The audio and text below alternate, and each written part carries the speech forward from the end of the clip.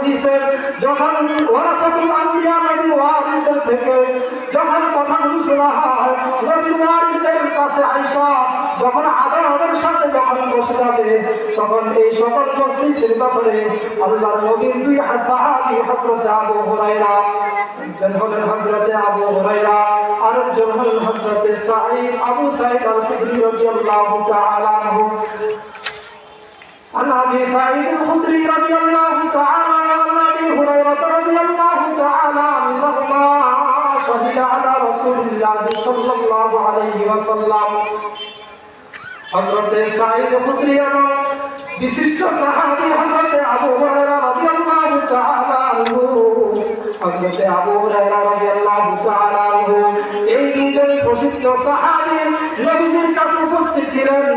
এর দ্বারা বোঝা যায় এই হাদিসটা সহিহ বুখারী শরীফে বর্ণিত আছে। যখন তারা উভয়ে উপস্থিত ছিলেন, নবীজির সামনে নবীজি বলেছেন, কালা রাসূলুল্লাহ সাল্লাল্লাহু আলাইহি ওয়াসাল্লাম,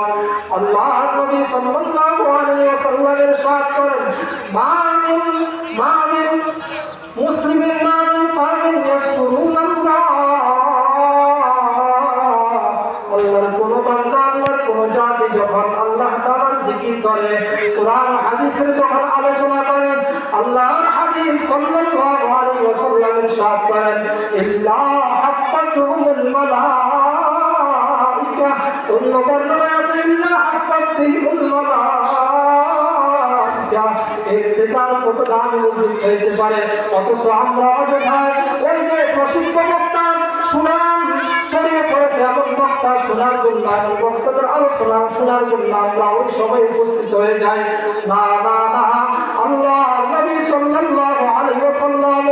বলেন, যখন কোন জাতি যখন আল্লাহ তাআলার আলোচনা করে, সেই দেশে যেই হোক, সেই সে রিকশার চালক হোক, সেই সে যেই কেউ হোক, সে সুনাম নাই থাকুক, যদি কোনো আলেমের মুখ থেকে যখন আদবের সাথে যখন সে বৈশা যখন কোরআন হাদিস থেকে কোরআন কথাগুলো শুনবে, আল্লাহর হাবিব সাল্লাল্লাহু আলাইহি ওয়াসাল্লাম বলেন, ওই সমস্ত মজলিসকে দুনিয়ার কোন সৈন্য দ্বারা, দুনিয়ার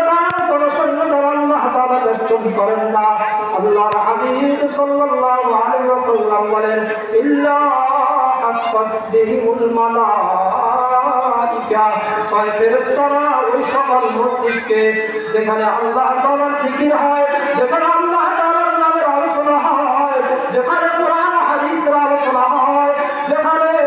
আল্লাহ পাকের কালামুল্লাহ শরীফ থেকে তেলাওয়াত হয়, যখন তারা এই সকল জিকির শুনবে, ওই সকল মজলিসকে দুনিয়ার কোন সৈন্য দ্বারাই কি করা হয় না, বেষ্টন করা হয় না, বরং আল্লাহ তাআলার বানানো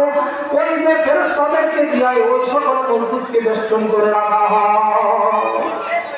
এর থেকে আর পরে জানো কি হইতে পারে।